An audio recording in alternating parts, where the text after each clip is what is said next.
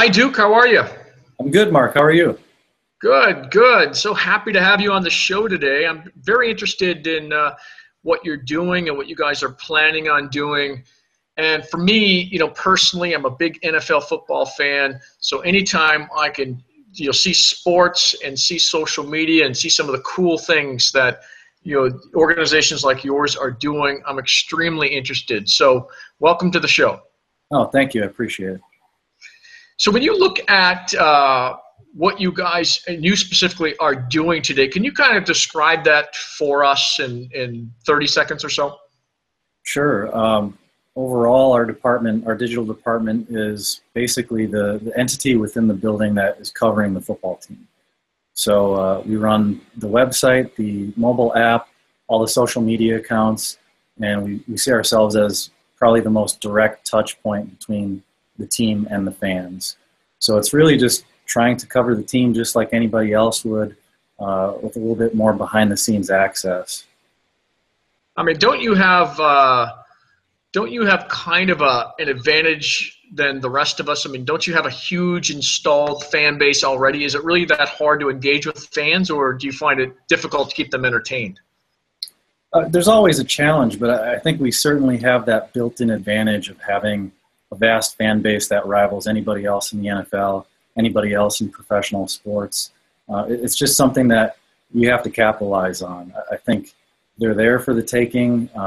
People are very interested in what we're doing. We have a captive audience.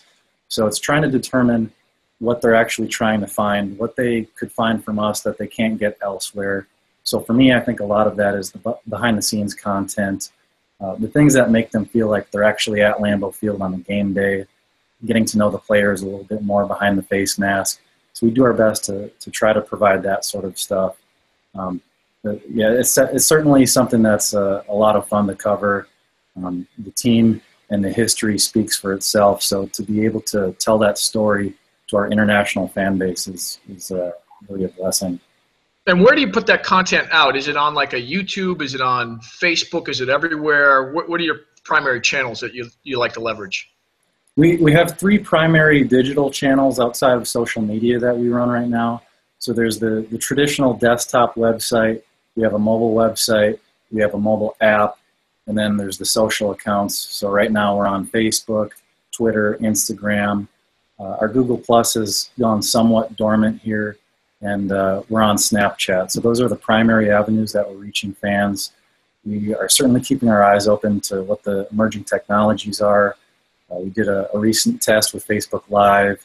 We've done Periscope broadcasts from pep rallies in opposing cities when we're on the road for road games. So those have been neat experiments, and we're just keeping our eye on what's next. Why Snapchat, though? Do you feel like Snapchat is something that you're experimenting with, or are you seeing real value out of it? What's kind of your opinion on Snapchat? Kind of both, experimenting and starting to see some of the value, not necessarily from a monetary sense, but we're seeing our overall user base is growing. It's by far smaller than Facebook, Twitter, and Instagram. That's just the way that everybody is right now. But I think we finally reached a point where all 32 NFL teams are on Snapchat. The last one just went live.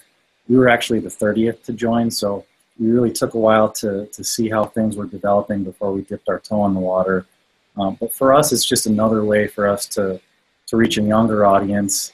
It's obviously skewing on the younger side, the teenage audience. Those are the ones that we'd like to become diehard Packers fans for the rest of their lives.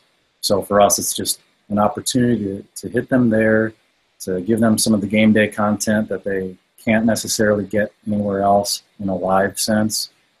Yeah. Pre-game stuff on the sidelines, pre-game warm-ups. So we try to pull back the curtain a little bit for that sort of content. But does it bug you that the content disappears in 24 hours, or are you okay with that? Ideally, you'd have content that you could always link back to. So, that's the most general answer. But I think there's also a charm to the fact that the content disappears after 24 hours. Obviously, a brand is going to use it a little bit differently than an individual is going to use it. We're not necessarily using some of those goofy face filters or anything like that. So it's such a live type of thing for me in a way that it feels like it's content that's in the moment. So that's how we try to approach that. But yeah, to answer your question, I guess I'd prefer to have something to actually show after the fact, because we are putting in the time and effort to create this content. So for it to disappear on some level can be frustrating. I mean, I don't know how you guys do it. I'm not a big fan of Snapchat. I like the stories. I like all the content. I watch ESPN every day, but I'm thinking to myself, this stuff disappears in 24 hours. I can't link into it. All this great content I'm creating is just gone. Unlike ESPN, where they're reusing that across multiple channels, and there's not really a huge additional cost to creating that just for Snapchat. It's just, adding some cool logos and text and all that. But I'm thinking for the Green Bay Packers, I don't know how much value you could get out of it. Initially, the way it's set up now, it's not like you can sell tickets from it.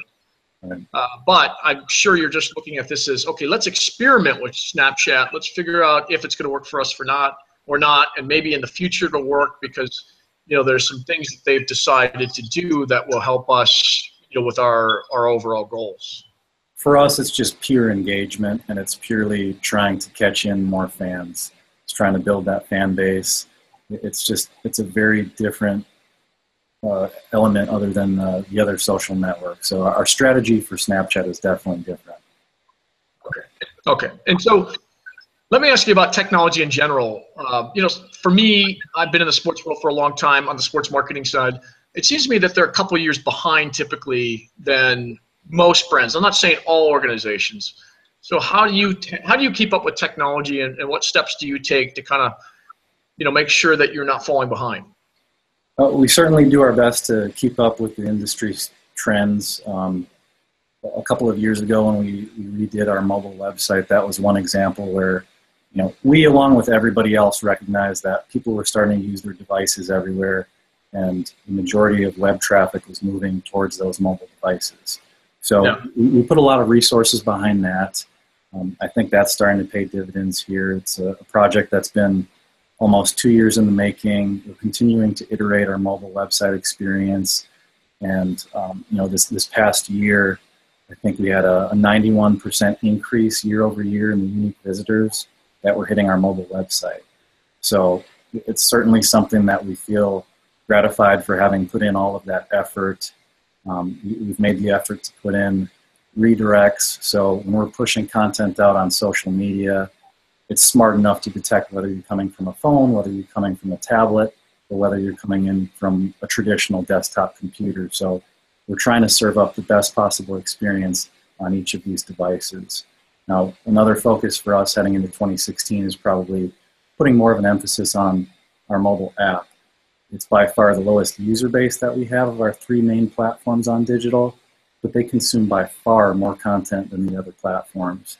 So I'd like to look for ways to build up that user base, because they're rabid fans for whatever reason. I don't know what it is, but they're actively wanting to put the Packers logo on their phone. They're actively going into that app just about every day, and they're looking at more articles, videos, and photo galleries than anybody else.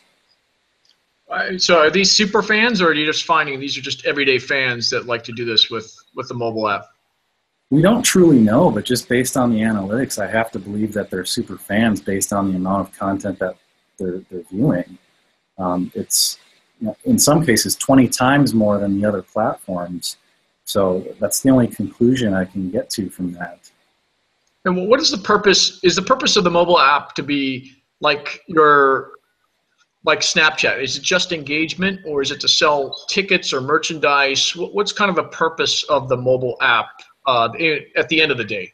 If I look at this from a marketer's point of view.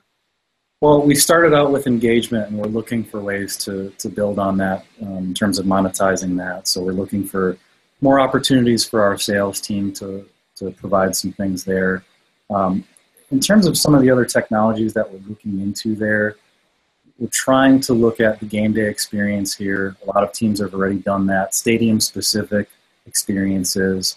We did some experimenting during our playoff run a few months ago with location-based alerts, some testing with beacons, and geo-fencing. So that's something that we're starting to look at more seriously.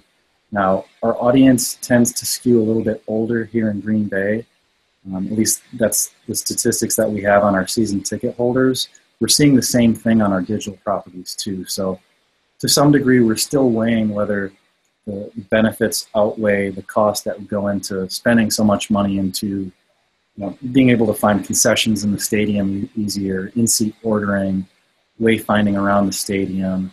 It's all stuff that we're looking into. So in 2016, 2017, I definitely see us moving beyond just pure engagement and informing and providing what's already on our website, and looking to really give people what they're looking for from an experience standpoint at the stadium or from home.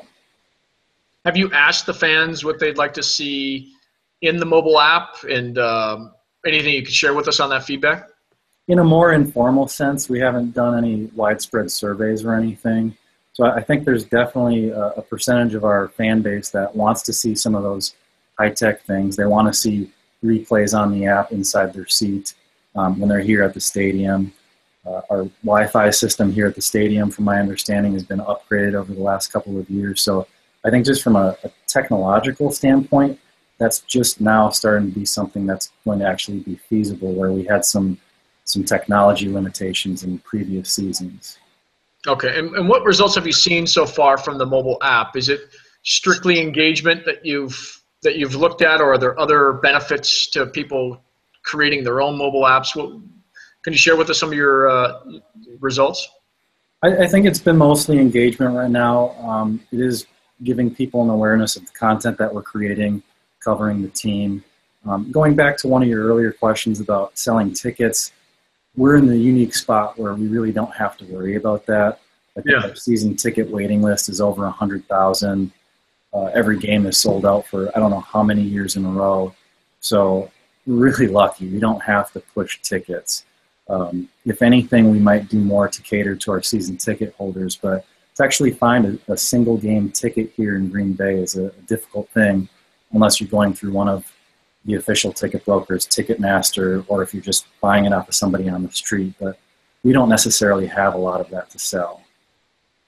Do you have a community where you ask your super fans to kind of participate in, whether it's a Facebook group or some kind of gamified community? Have you guys looked into that? I mean, it seems like with your super fans, and I can identify them with the cheese that's on top of their heads. Is there any type of community that you've created for these individuals? We have a primarily fan-facing website that is called Packers Everywhere. So that's another organization-wide initiative, and it really started with trying to give fans an easier way to find places to watch games with other fans. So it'll show you restaurants and bars that are primarily Packers bars, and we've heard a lot about fans meeting up at those, striking up lifelong friendships at those. So based on that program, we've tried to engage fans there, encourage them to share content, encourage them to share with one another. We host Packers Everywhere pep rallies at some of the road games, like I mentioned. So that ties the program together, brings some of our alumni players face-to-face with the fans there. And then on Packers.com, just our comments section within articles is absurd how many comments we get on some of these articles. So we're seeing a lot of engagement there because fans are returning throughout the day, just waiting to see what other people are saying to their input on some of our articles. Okay. Anything that I didn't ask in regards to any of the technology you guys are using that I should have asked? I don't know. I think there's a lot of questions yet to be asked, and that's where I'm just continuing to wait and see what's going to develop here, what the big social network is going to be that comes up next. But for the time being, we're trying to continue on the platforms that we're on socially. We're trying to probably put more time and effort behind Snapchat this year because we see that exploding. I think live video on the web is going to explode in 2016 more than it has in previous years. So that's another thing that we're looking at. And then from the website, like I said, just things are going mobile. So I think we're starting to think mobile first rather than desktop first, as in some respects, you're seeing the disappearance of the importance of the homepage. And now it's more important that we're making sure our content is reaching fans through the social channels, and they're getting everything they want there rather than expecting them to come to our traditional desktop page. You know, speaking of mobile first, you know, Facebook made a big announcement a couple weeks ago about Facebook bots. Have you guys thought about what a excuse me, a Green Bay bot would look like or behave like? Any thoughts around that? I have a lot of questions just on, I guess, the implementation of something like that, and I'd like to experiment with something like that a lot more before we ever unleash something like that from a customer service standpoint. I think there's so much that potentially can go wrong with automation, not that it's not a wonderful tool. That we're a conservative organization, so we tend to think of worst case scenario first, let it play out. So that might be one of those avenues that I want to see play out a little bit more before we think about that seriously as something that we would utilize here. Yeah, I could envision a very safe one being, you know, tell me the stats of Brett Favre in 1994. You know, that would be I mean, you're not going to get that screwed up. No, that's a great idea, and that's potentially an implementation that we could do with our stat feed. So that actually is a good idea. I mean, that allows you to tiptoe into the waters and nothing's going to happen, you know, to embarrass you. I understand that you're wanting to be conservative, but that just seems like something fans would love to kind of ask the app and the bot to go retrieve it. Very simple. I'm really curious to see what some other professional sports teams are going to do there, and I'm sure there's going to be some neat innovations that we might steal an idea here or there. Yeah, yeah. All right. Well, Duke, it's been a pleasure. You know, for anyone watching this, go to the article itself if you want my in-depth analysis as to how I see this space moving, especially within social media, Snapchat, Facebook, Messenger, mobile. We're going to provide a full analysis around this, probably specific to the NFL, but I might expand that into sports. So, Duke, once again, thank you. It was a pleasure having you. All right. Thanks so much, Mark.